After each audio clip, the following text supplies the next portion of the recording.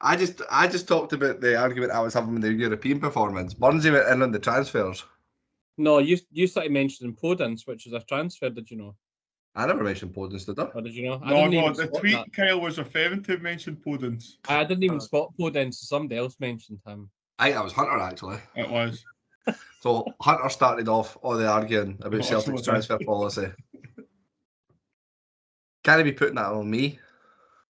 They need to send a few more players. They've only got 3 teams to select. Bunzy, I will literally fucking spit in and your as I said in Sean's defence, no one should be counting James McCarthy as a squad player for any squad in the land. Sorry I don't speak moron as well as you, but let me try. What the hell is supposed to do, you moron? It's a moron. That's not against the law. Gun! You fucking moron! Stop like Batman. Because he is Batman, you moron. What are you, a fucking moron? Ah! You moron! Drop dead. Moron. Whoa! Up here, you morons! Stepping morons like yourself. Me down, you moron! Hey, moron! How does a free case of beer sound from the Citizen Kane of craft beer subscriptions? There's nothing better than enjoying a great movie with a great beer, and our pals at Beer 52 are offering you a free case of beer to do just that. Simply go to www.beer52.com/morons. That's beer52.com/MORONS. And all you have to do is cover the meagre postage of £5.95 to claim your free case of 8 unique craft beers. Beer 52 is the biggest beer club in the world. Each month their beer experts carefully curate a case of incredible beers from a different part of the world for their members to enjoy. This week I had the pleasure of enjoying the beers that came from Chile, a section of beers that I would never have picked if I'd seen them in any supermarket, so I was very pleased to try these, and I was very impressed with the choices that I did get, and I'll certainly be purchasing more of these beers. If you would like to try out the beers, like I say, join the link on beer52.com/morons and enjoy. Us morons bid you farewell. He's only got 2 years to go though, so...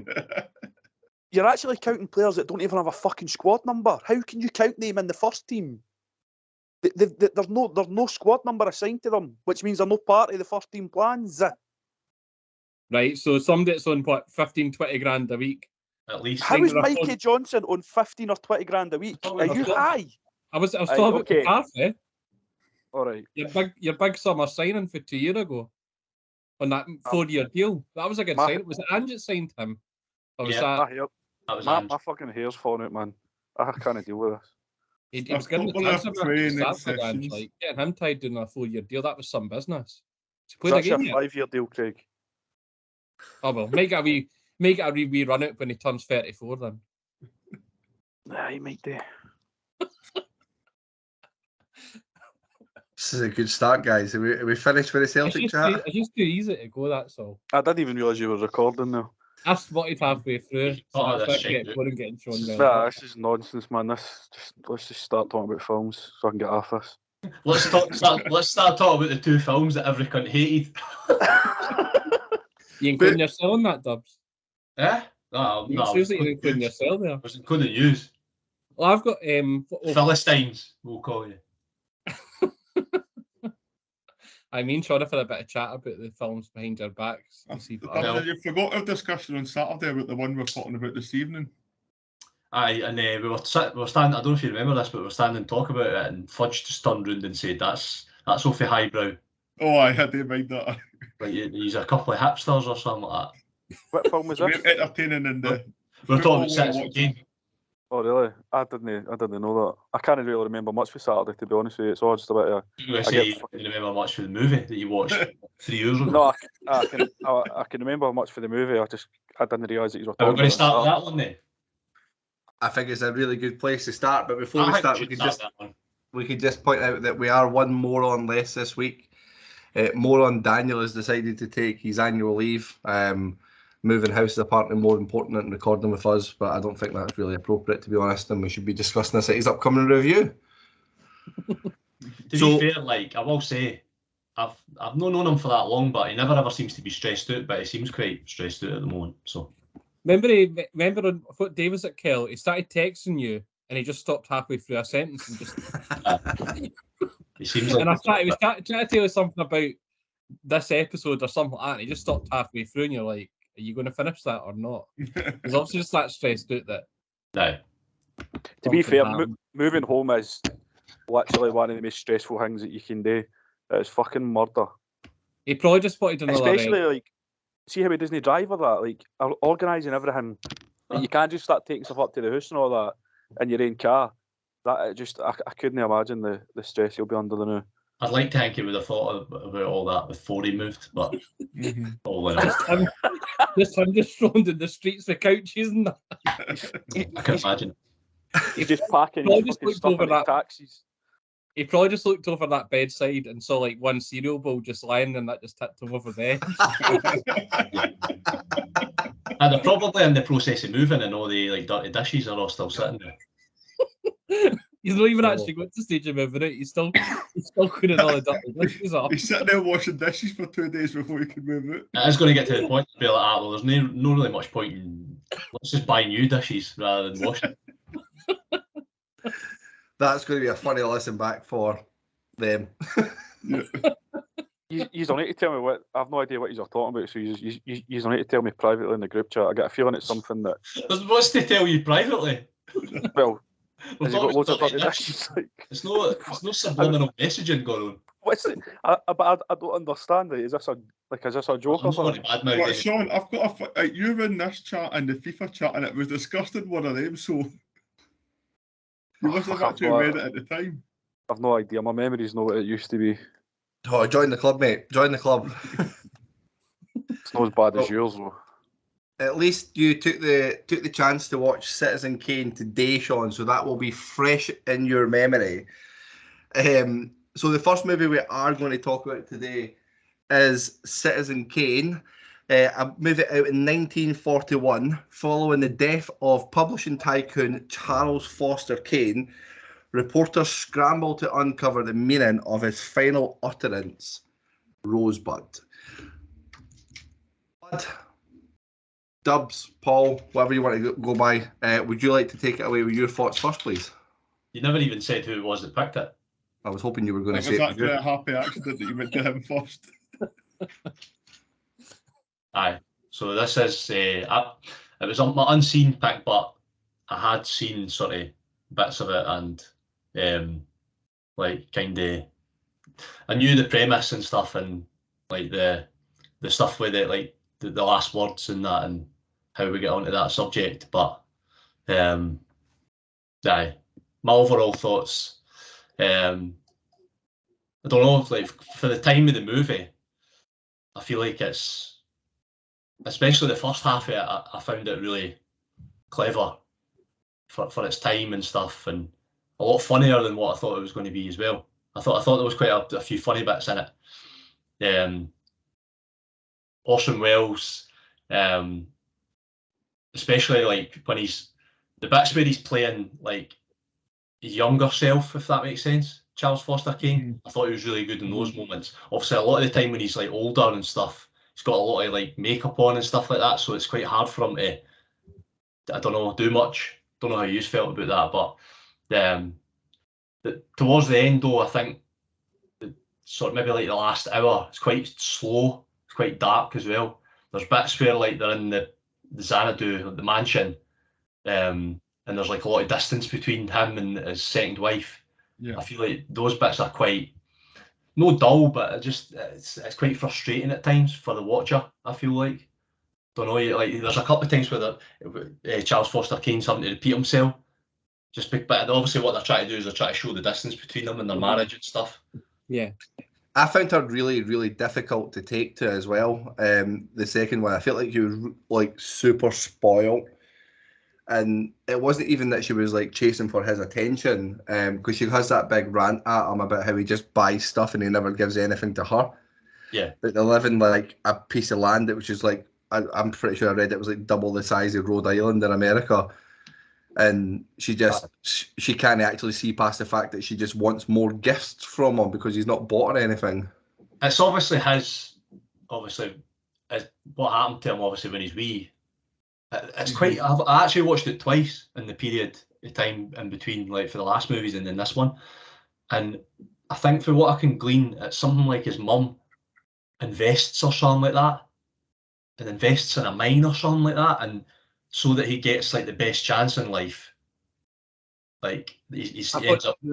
I thought they found gold or something. Was there no something like the a gold mine. A gold mine, aye. Aye, and like so that he's got the best chance in life. He ends up going away with this kind of well-to-do guy, but I don't know.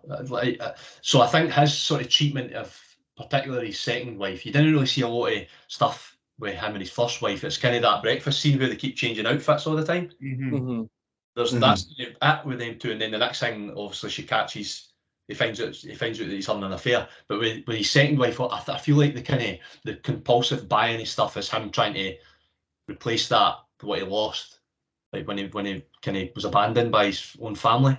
That's the way I interpret it anyway. Yeah, I'd agree. I mean, do you think, with regards to his first wife, that we're only seeing the days of the moments with them on the days, because that is the little time that they're spending together? They kind of allude to something like that at some point, that there wasn't. I think that they were kind of happy at the start, and then it just kind of. He's more and more. He's working all the time. I was talking. I know you're trying to come in there, Burns. I'm talking about like the distance between him and his second wife. Him and his first wife. That scene where they're changing outfits all the time. The table gets bigger that they're sitting at, the breakfast table, and that's kind of like they're alluding to what's going to happen with him and his second wife at that moment. I would say as well. No, I was going to say, as Hunter basically said, it's like when they sort of allude to like at the breakfast the table or whatever, and then she makes a sort of comment to him saying like, why do you need to go to run your newspaper at midnight and whatever, and all that kind of stuff. So they make a sort of point in terms he's at work all the time, and probably the other time he's having his affair, so then they just sort of never see each other. That was what I'd picked up. I think when she kind of initially says that stuff, I think that is them when they are kind of still in love. Yeah. You just see like bit by bit, and I noticed that the way they dress as well gets more and more. I know he's always wealthy, but it seems to be she's wearing more jewellery and stuff like that as well. His first wife. Like a compensation for not being there. Whilst he's sitting with the newspaper, and the newspaper seems to be getting higher and higher and higher, like he's no interested what's behind it, he's only interested in what's actually in it. And when you're mentioning about the second wife as well, is that it's as if he cares like that much about how other people perceive him, in terms of that's why he doesn't want to. He's sort of pushing her to have this sort of musical career, even though she sort of mentions when he first meets her, does she not mention that was what her mum wanted her to do, and then he's sort of pushing her because he doesn't want. It sort of came out that the affair was he was having. I think you might be right. There is some. His mum. She says that she didn't want to do it. I think when the affair got exposed, it was like, oh, he's obviously trying to justify the fact that I've completely fucked this up. Like it's political stuff and all that. When you said about the I didn't really remember many funny scenes from it, but the one that just remembered there is like when she's obviously singing, and then like if people are applauding, and then he's just like standing up himself going absolutely nuts with his applause and whatever too. Yeah, I wouldn't have even said that bit was funny. It's more like it's almost like desperation. Yeah. His I felt like he had loads of charisma at the start, loads of enthusiasm. He obviously had a plan and a very forward-thinking way he was going to deal with this newspaper, and he was really, really likable for about the first hour and a bit, and then that was what I was kind of saying at the start. Like, when I ran out the room, she was and he just obviously gradually gets older, more selfish, more self-indulgent, and it obviously becomes a lot less likable, which makes it interesting that although he's the guy that created the news and the story, he becomes a big story for all the reporters throughout the whole movie, and it keeps alluding to the fact that they want to understand what this road buzz means, which is funny because I'd never seen this before, and I'd always heard about the rosebud thing, and you had to work out what it is, and I always found it was dead intriguing.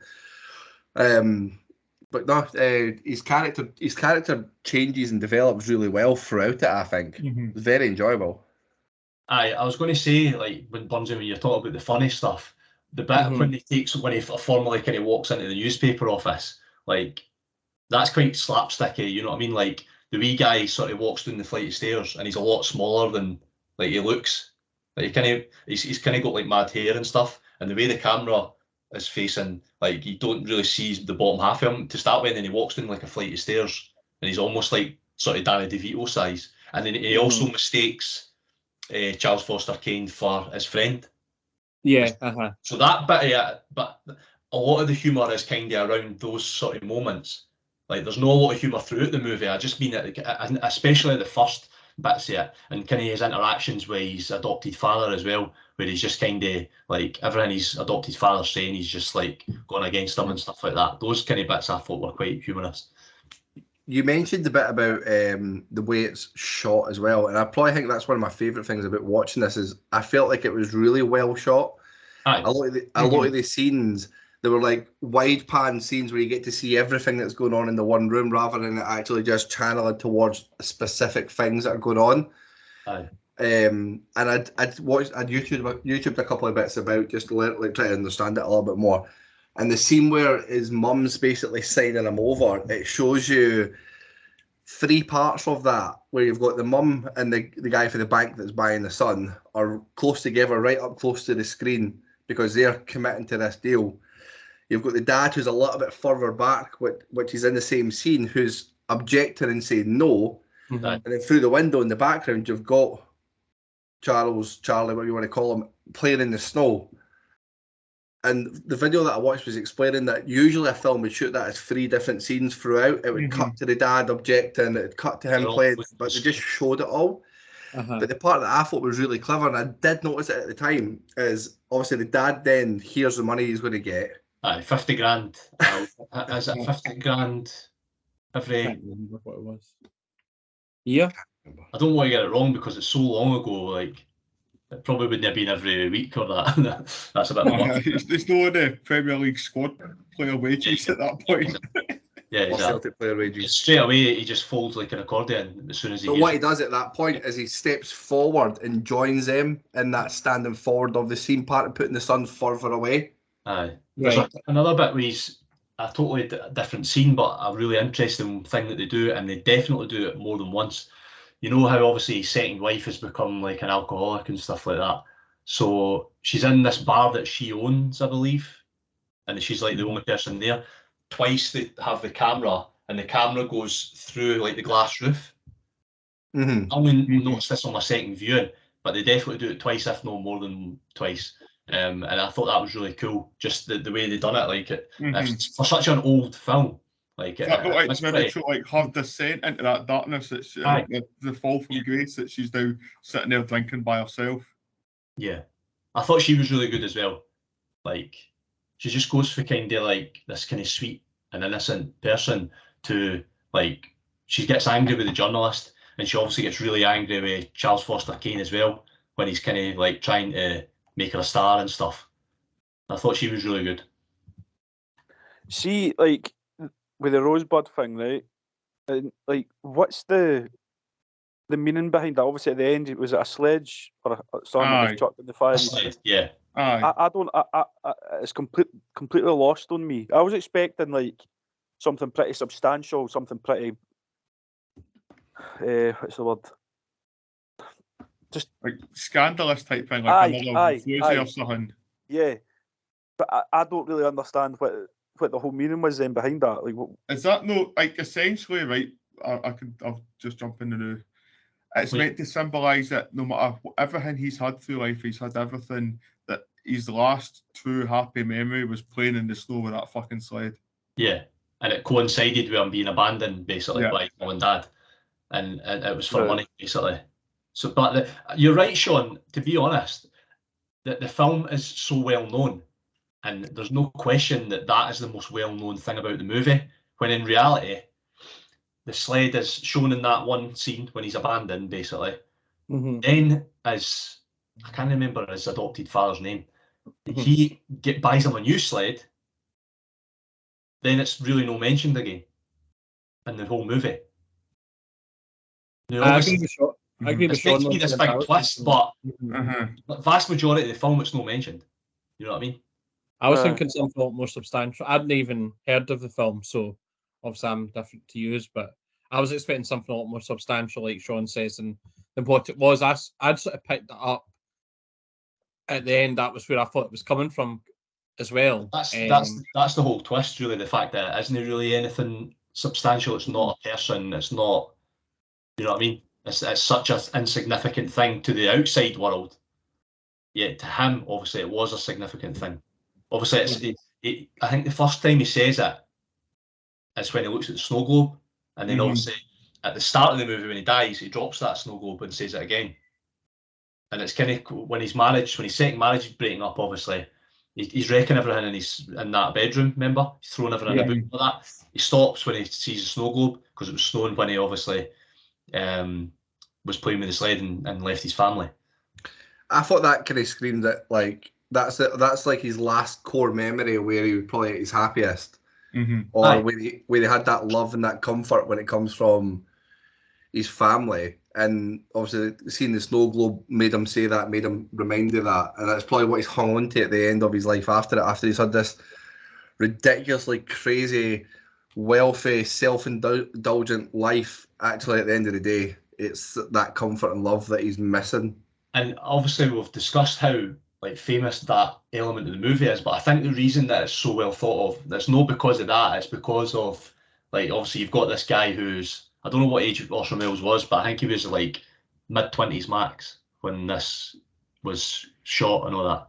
Obviously he's directed this and main acted it as well. And obviously he plays like himself, like and as different ages and stuff as well. And I think because of that, it was quite innovative at the time. They hadn't really done anything like that before. We're talking like 80 years ago. But that's why it's so famous. It's not because of the Rosebud thing is obviously the most famous element of it, I would say, but the majority of it is just because of the way it's made, I think, I'd say. Do you think it's more because, like, for me, do you think it's more because of how long ago it was and the things that you've said about how it's been shot? I know what you're going to say. Aye, like, I'm never ever going to put this like as one of my favourite films ever.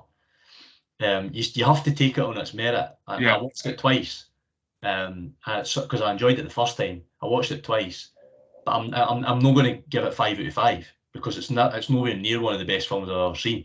But obviously, I understand why it's so well thought of, and if you look at these like IMDb lists and all that, it's always going to be up there. Because of the things that they did. Like when I'm talking about the camera, like putting it through the roof and all that. I know that sounds insignificant now, but at the time, I would imagine that sort of stuff wasn't done that often or at all. Right, on that, Dubs, this is my thought is how often, right, do you think we've watched a film in here, a film that was once considered the best film ever made at whatever point in time it was released? This probably was, in 1941, this probably was the best film ever made at the time. Do you think we've ever watched any others? Although, argument's sake, it's all perspective, but this probably was at the time because it was so ahead of its time, and this probably was the best film ever made in 1941. I picked it because I'd always fancied seeing it, and I'm watching it from a perspective like I want to try and understand why it's so well thought of.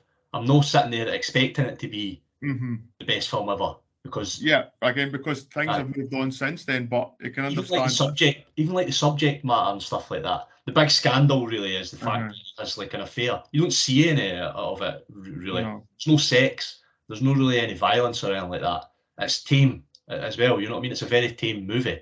But do you also think compared to then, like we've been so diluted with that being a scandal in the 80 years since this film that it's not even a scandal to us now, essentially.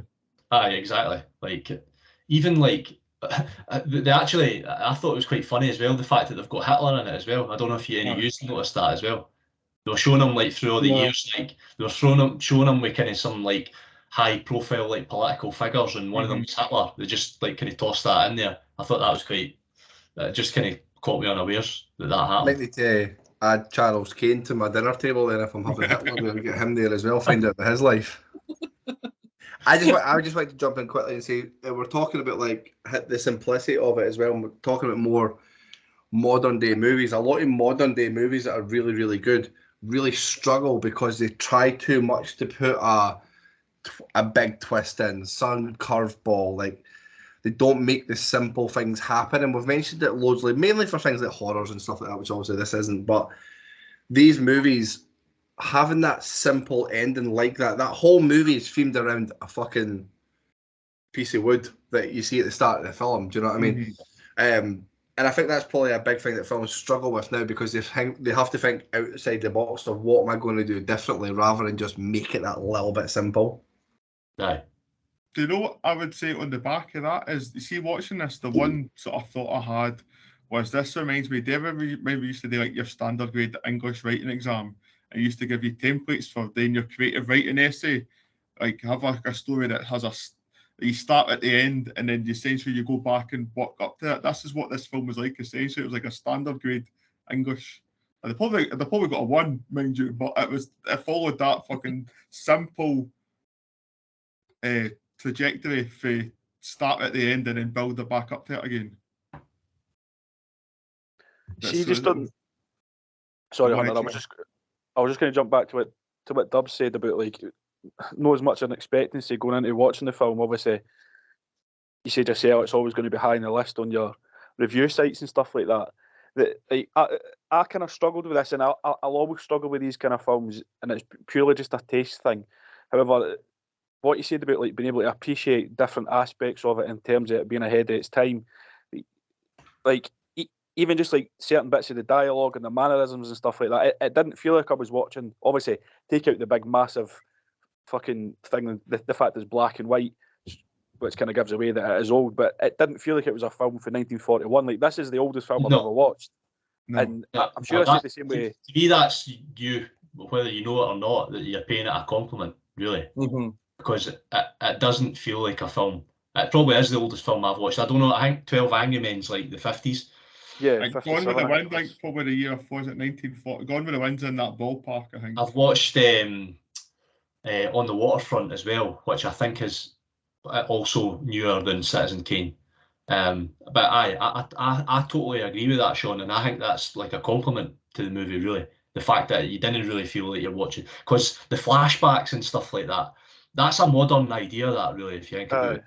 Telling that somebody's life story via flashbacks. And again, like I've said before, putting the same guy who's not that old and like clothing that makes him look older and makeup, heavy makeup that makes him look older and stuff like that. To the point of view where if you've never read anything about it before, you might not even know it's the same guy.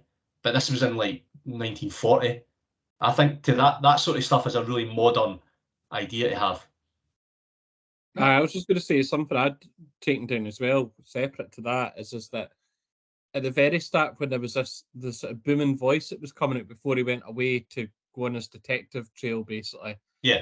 I don't know why, but I really liked that for some reason. I don't know if it was obviously it wasn't what was being said.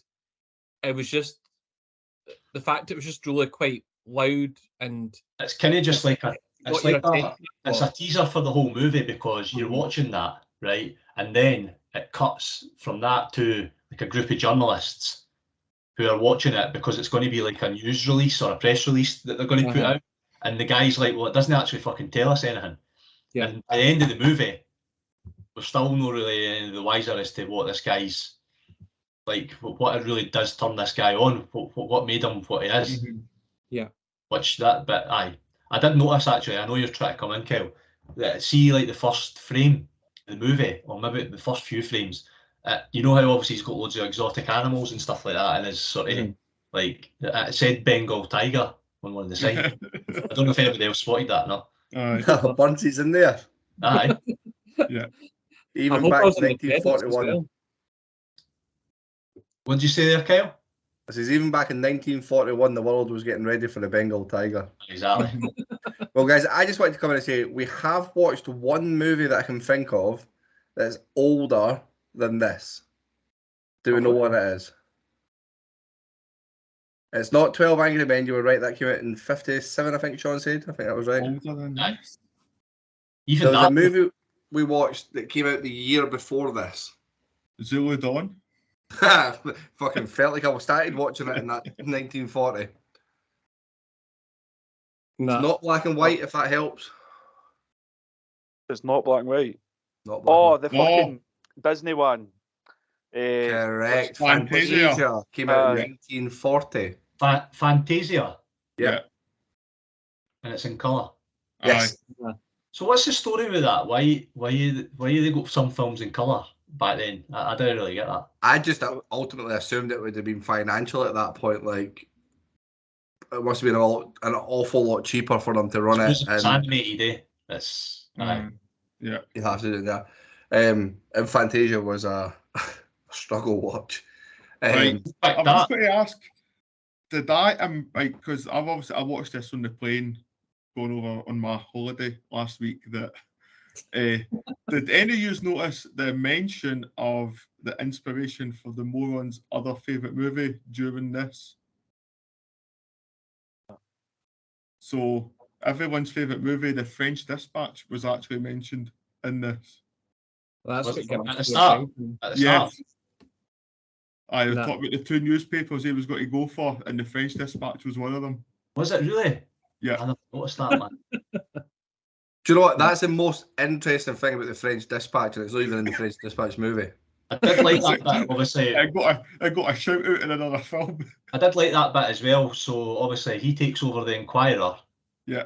And they're talking about the rival newspaper. Is it the Courier? No. Can't Or is it remember. Chronicle? The Chronicle.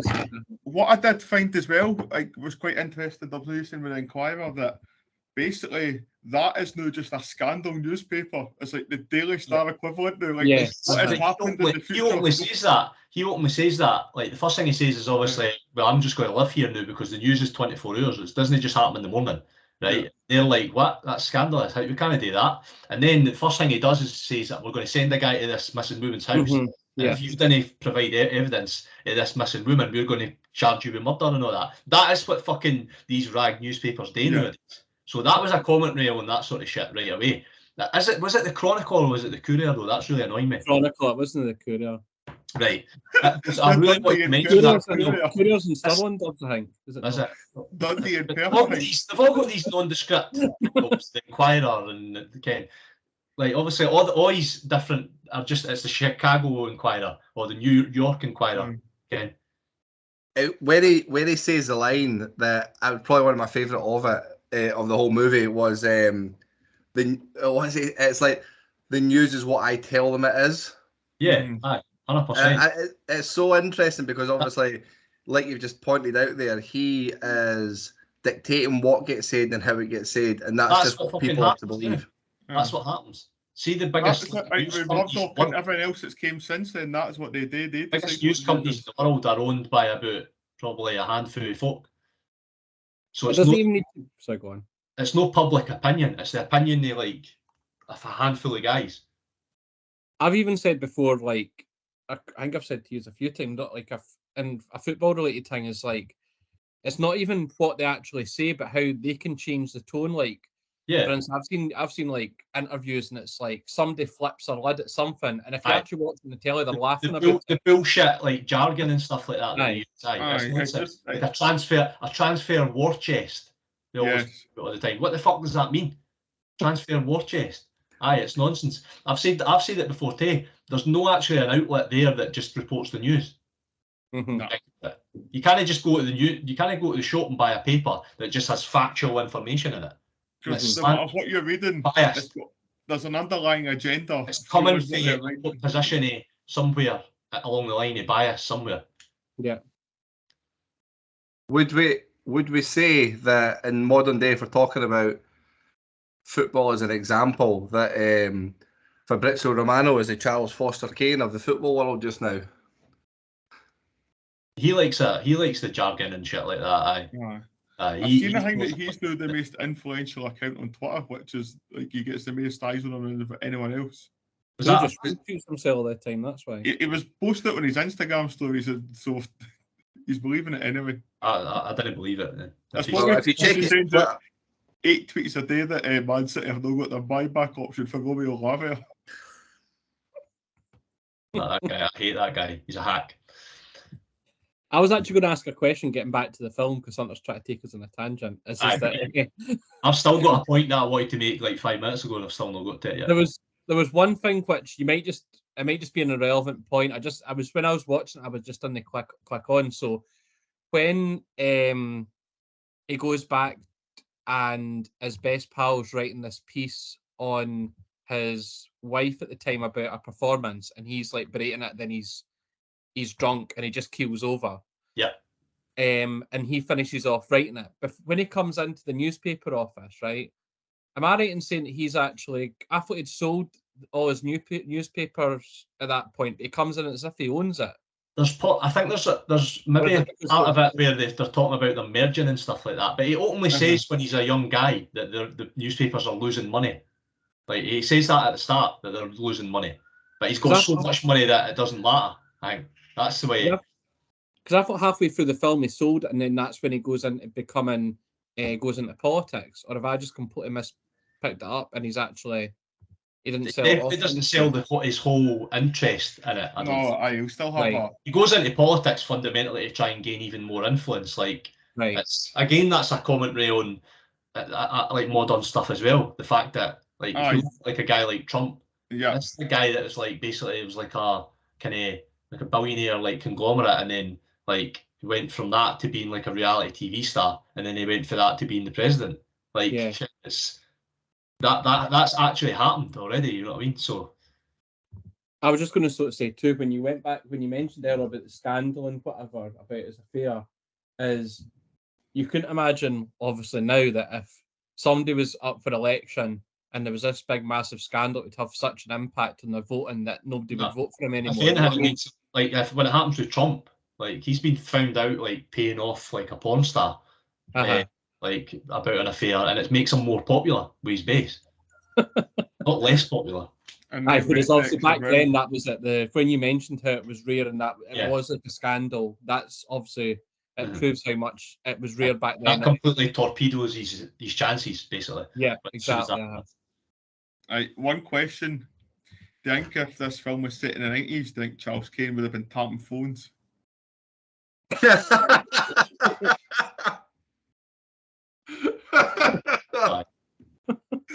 Would he do it himself or asking someone else to do it for him? The same thing.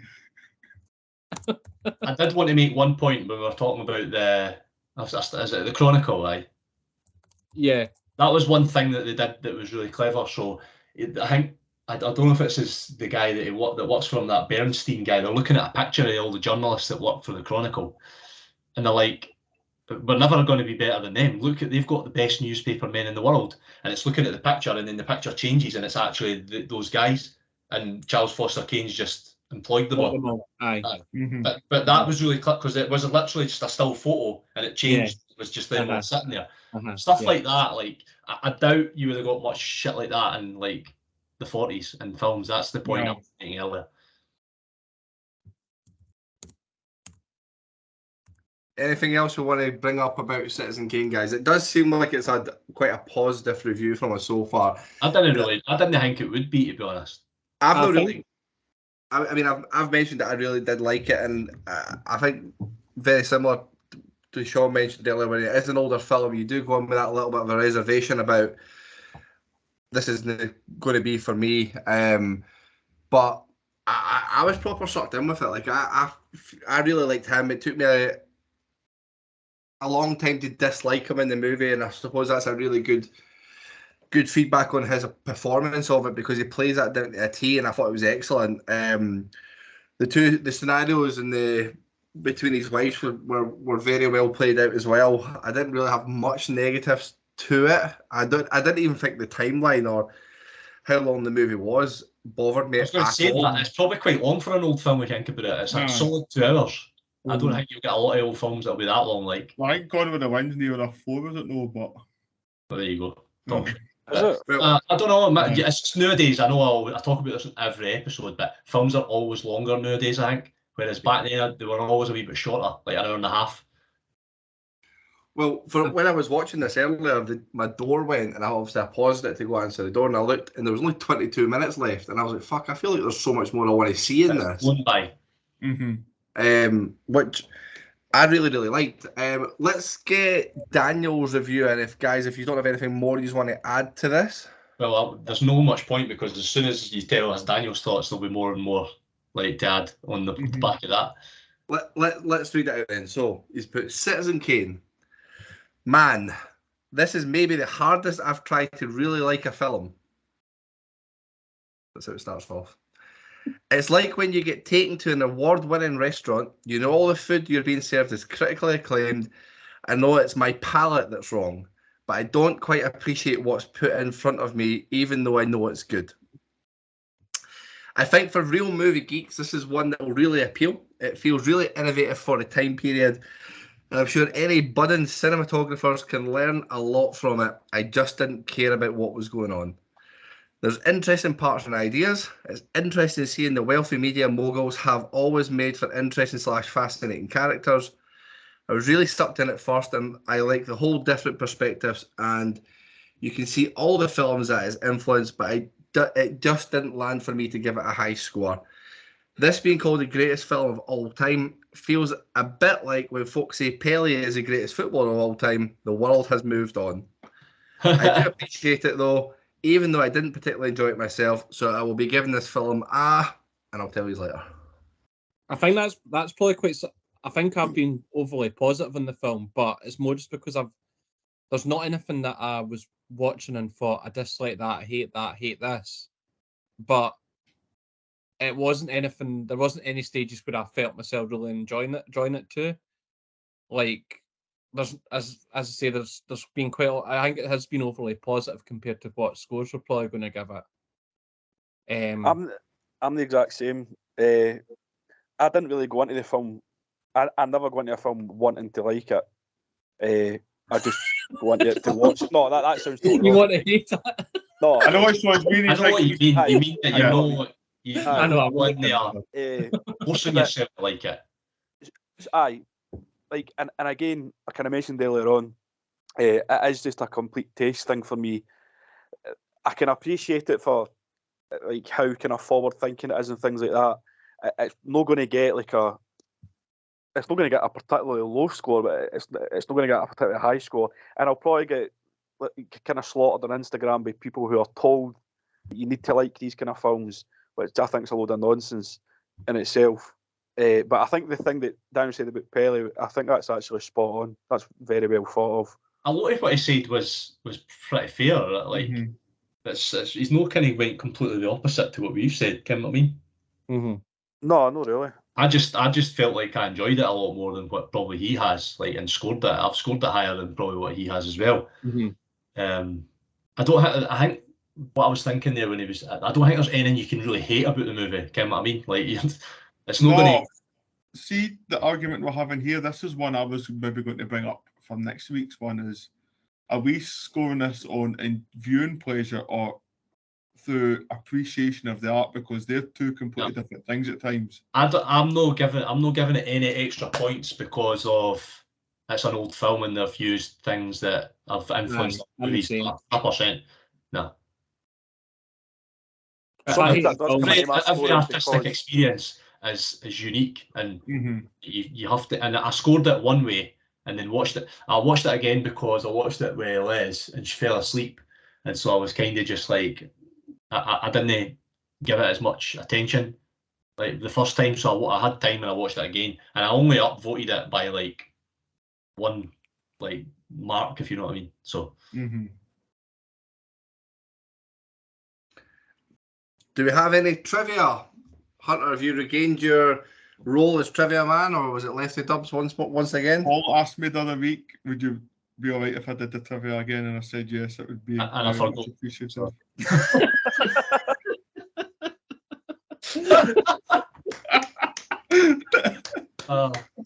Tell you what, you've done the best Hunter-esque trivia of all time there, Dubs, by to be fair, Hunter, you actually came armed with trivia because you gave us a friend's dispatch.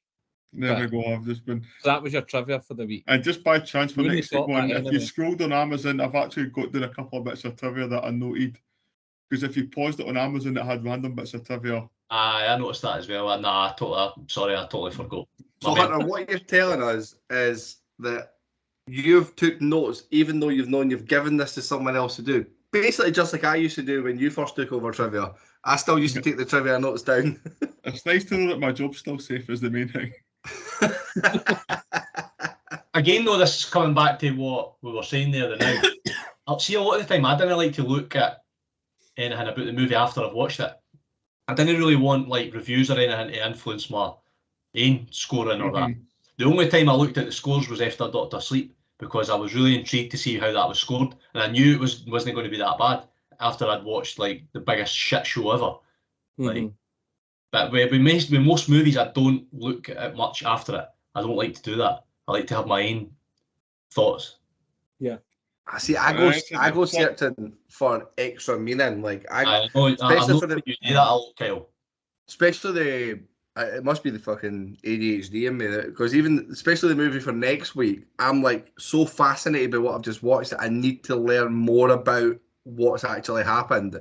And it was the same with this. I was straight in, explain this part, explain that part. Let me understand the cinematography, because I knew that I really liked the cinematography, but that whole scene I was talking about earlier in the room when he was young, I didn't clock all those bits. Although I'd seen, I was like, well, that's really smart. I really like that. But why did I really like that? And that was a bit I want to learn. I think that's one thing about the movie as well. I think if you did, which you probably neenies are going to do that, but I think if you watched it more and more, you would notice more and more things about the movie, which to me, again, is something that it's got to be something to be said for it. The fact that there is things that you can pick up more and more. You're not going to get bored of it that easily, I think.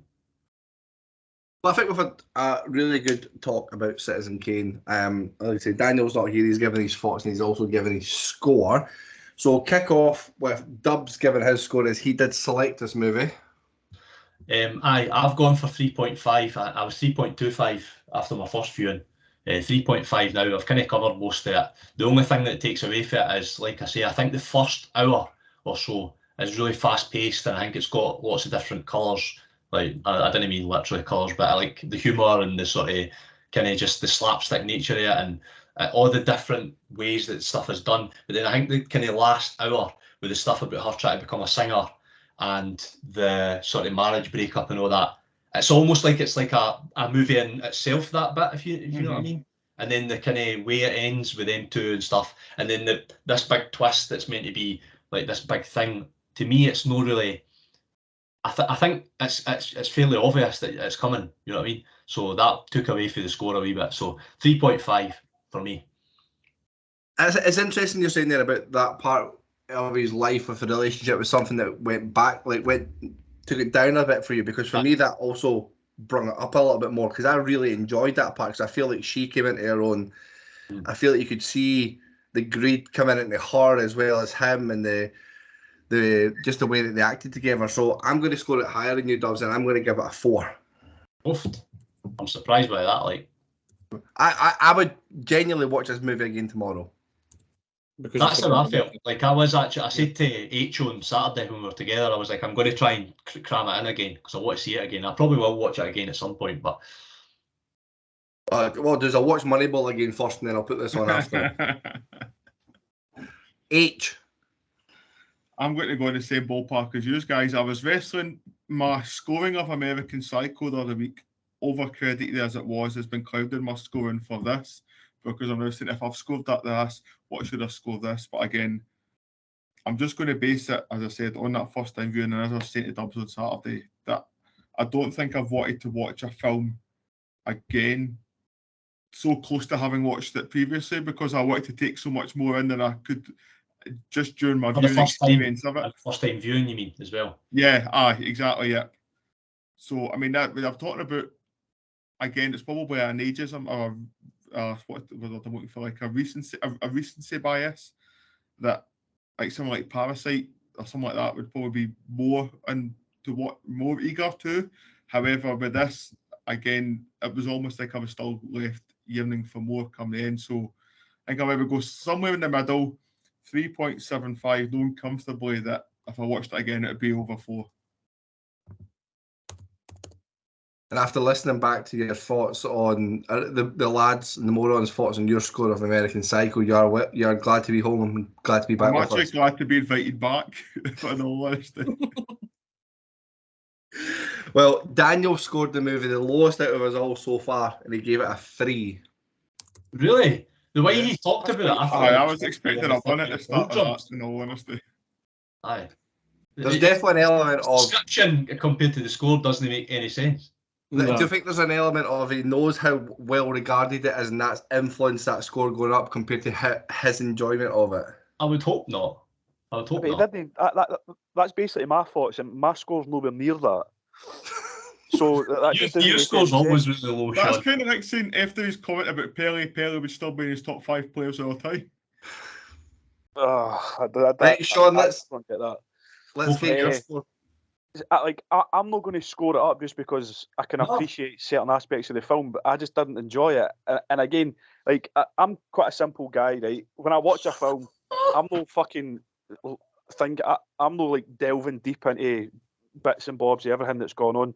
I would probably need to watch this 10 to 15 times to fully understand every aspect of it, and I'm not going to do that. I'll probably never watch it again if I'm completely honest. This just isn't for my taste. And I was kind of not hoping, but I was expecting Daniel to be a kind of similar score to myself. It's certainly nowhere near like the level of shit that we've watched and shit we've watched fairly recently. But this for me just comes purely down to a taste thing. Like some people like cheese and onion, some people like ready salted, and maybe I'm a ready salted guy in that I'm plain and boring, and I don't appreciate things like this. But it's a 1.5 for me. Maybe I'm a ready salted guy than the title of the podcast. I know, I was thinking that myself. That's maybe a bit actually. Do you know the crisps you get where you need to add the salt and shake it? That's You're those crisps before you add the salt. Aye. Plain crisps with no flavouring. Salt and shake, hold the shake. That's it, salt and shake, that's it. You think that you have to dip into like a sauce to make them have any taste, basically. See if you make like tortilla chips with a wrap in the air fryer. That's essentially me as well. You're just a bag of nachos, basically. Yeah, tasteless original nachos. Doritos. Yeah. See, what the fuck is happening here, guys? Descending into madness. No, sure, I do fully appreciate it. I love the fact that we've always scored movies based on our enjoyment of them, so don't be influenced. That's the point. I'll never score a film. Like if I hated it, and again for next week's film, we're having the same. I'll be having the same kind of discussions. But I'll never score a film just because it looked good, but I fucking hated it. Like you could have like the most like perfectly looking film. It looks amazing and it looks so good, but there's just no story. There's no characters that I like. Why would I watch it again? I'm with you. It makes sense. Daniel, you're getting called out here in your score. It should have been based a lot lower. From what you said, you can justify yourself. He's definitely getting ginned for that. He will definitely listen back to this and hopefully comes back and justifies himself on the next recording. He's not usually a guy that's afraid to sort of stand by his convictions. So he's definitely sat on the fence there, isn't he? He's trying to please the Instagram followers. This house move it's fucked up his elite follower. He's a changed man. The Morons would like to give a fantastic shout out to an incredible charity by the name of Cahonas Scotland and their website cahonasscotland.org. They are a Scottish charity dedicated to raising awareness about testicular cancer. They are here to help you understand the benefits of education and self-checks. So please visit the website of cahonasscotland.org and do not be a moron. Check your balls for life. The Bengal Tiger you featured in the movie. Surely he's given it a couple featured of heavily. No, well, that's why I sort of made the point earlier that I was sort of being positive about it, but I knew my score was going to be reasonably low. That's why I was making that point. So I'm going to score it second lowest with a 2.25. Not too bad. But I thought, like you were saying, Daniel sounds as if he was going to get worse than me for definite, and if not even worse than Sean. But I was expecting a 1 point something for Daniel. Like that, Aye, it just me doesn't too. make any sense. The My review initial and then score the was score. 3.25, and I enjoyed it. And it didn't seem like he enjoyed it at all. So Daniel Aye. hated it, gave it a 3. utter nonsense. Like, it's just that's actually so bizarre. That's probably the strangest review and score that we've ever had. That does not like he must be like fucking stoned at his dome when he was writing that. Jinky maybe wrote the review, then got stoned and then gave his scores. I admit that's what he's done. He stopped mid sentence, sparked up a joint, smoked it, and then finished it. Burnsy, what does that do to the overall scoring for one of the most widely regarded best movies of all time? Exactly a 3. Exactly a 3. So, in terms of the Morons leaderboard, with the scores that we've just had, we have put this movie on par with... Sorry, not on par with anything. We've put this just in between District 9, which is 107th on our list, and just slightly above the original Planet of the Apes. That's ironic. That's very ironic. For what's about to come. Yeah. Well, the guys have mentioned for next week's episode. Next week's episode we do have coming is 2001: A Space Odyssey. So, if you've enjoyed this episode so far, we are coming towards the end, so not so far till the end. Please tune in next week for 2001: A Space Odyssey. I am slightly concerned about how the discussion of that movie is going to go, to say the least. But that does bring us to the end of this episode. Thank you very much for listening.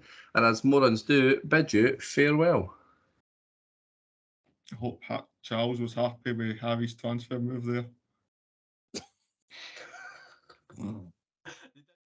Sorry I don't speak moron as well as you, but let me try. What the hell was supposed to do, you moron? It's a moron. That's not against the law. Gun! You fucking moron! Dressed up like Batman. Because he is Batman, you moron. What are you, a fucking moron? You moron. Drop dead. Moron. Whoa! Up here, you morons. Stepping morons like yourself. Me down, you moron! Hey, moron! Bid you farewell and good luck, morons. Bye.